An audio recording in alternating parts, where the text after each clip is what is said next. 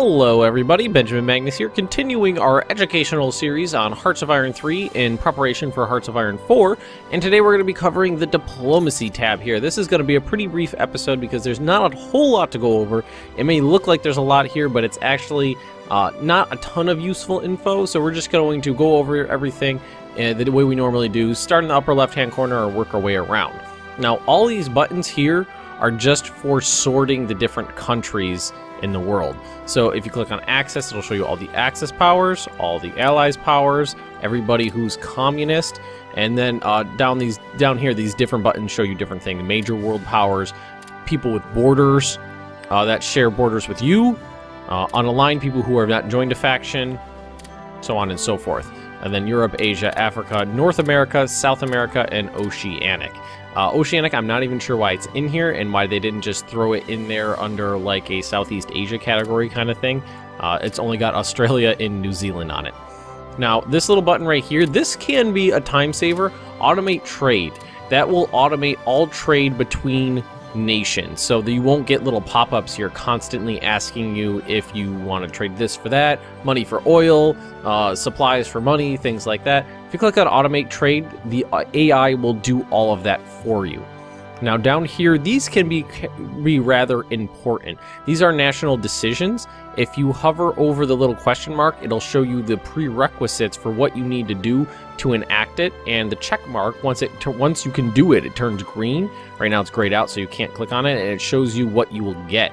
And now, for instance, playing as Germany at the beginning of the war, the Anschluss of Austria.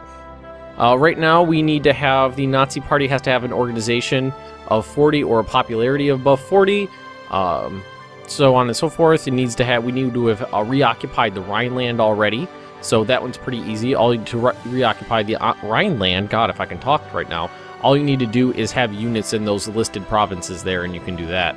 And so on and so forth. And enacting this decision basically annexes all of Austria. As you can see there, it says gain core on all of those different provinces there. I'm pointing at the screen like with my finger, like you can see where I'm pointing at.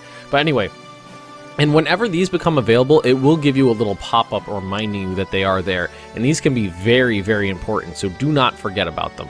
Now, this little section right here gives you some useful information. This is a surrender progress bar. I'm not sure why it's located right in here. I always felt it was kind of an awkward spot. When you're at war with someone, this bar will fluctuate between red and green depending on how many of the victory points are occupied. When this completely fills up with red, it goes all the way down and surrender progress hits 100%, you've won the war against that particular nation. Now, this little section right below the surrender progress bar is mildly useful. Most of the time what you're going to be doing is trying to wait out some of these numbers until you can declare war on someone. So if we go to neighbors and say Poland, we cannot declare war yet because our neutrality is too high. So basically your ability to declare war is a comparison between how neutral you are and how threatening someone is. So if you look at declare war here, it says our neutrality is currently 60. So if we go to, us, we have a neutrality of 60%. And let's go back to France, or Poland we were looking at. And the effective threat between us and Poland allow us to declare war when we are at a neutrality of 45. So we can, get closer to declaring war on Poland by either increasing our threat or decreasing our neutrality. And that's basically the only time you're ever going to be looking at this stuff, is if you're trying to, work the numbers to be able to declare war on someone. Working our way down the list here, this is pretty self-explanatory. These are all just the diplomatic acts that you can do with other countries. So let's keep Poland selected here just as a point of reference. Declare war, declare limited war. Both pretty self-explanatory. I'm not going to go over everything on this because most of these are pretty self-explanatory. Alliance, non-aggression pact, proclaim guarantee. Ask for transit rights means that you gain, ask for and give is just transit rights, the ability to move military units into and out of the other person's territory. Invite to faction can be important when you have the ability to invite someone to a faction, and this only works if you are the leader of the faction, Germany, the United Kingdom, or the Soviet Union.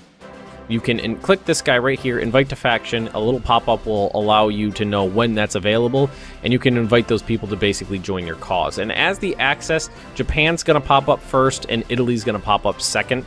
And then sometimes you'll get like Hungary, Romania, Bulgaria, countries like that. And you can try to finagle other countries into your faction as well.